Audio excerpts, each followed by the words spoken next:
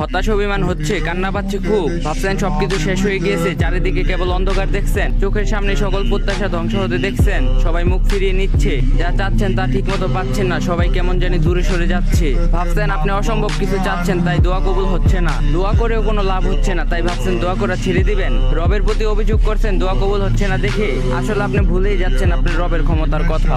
মনে রাখবেন তিনি আল্লাহ আদম আলাইহিস সালামকে মা বাবা ছাড়াই সৃষ্টি করেছেন। তিনি মুসা আলাইহিস সালামকে ভয়ঙ্কর শত্রুর ঘরেই লালিত পালিত করেছেন।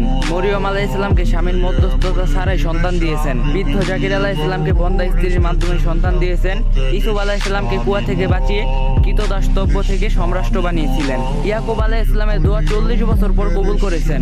এভাবে তিনি আপনার চারপাশে প্রতি মুহূর্তে হাজারো অসম্ভবকে সম্ভব করেছেন। তিনি নিশ্চয়ই আপনার দোয়া কবুল করে নেবেন, ভুলে যাবেন না তিনি বিশাল আরশের মালিক। তার কাছে অসম্ভব বলতে কিছুই নেই। নিশ্চিতভাবে আপনি সঠিক সময় সবকিছু পেয়ে যাবেন ইনশাআল্লাহ। শুধু ধৈর্য ধরুন, তার উপর ওয়াকুল করুন এবং তার কাছে চাইতে থাকুন। আপনার রব জানেন আপনার জন্য কখন কি মঙ্গলজনক, তাই থেমে যাবেন না, হতাশ হবেন না, দোয়া কবুল করতেই থাকুন। আজকে না হোক একদিন ঠিকই হবে।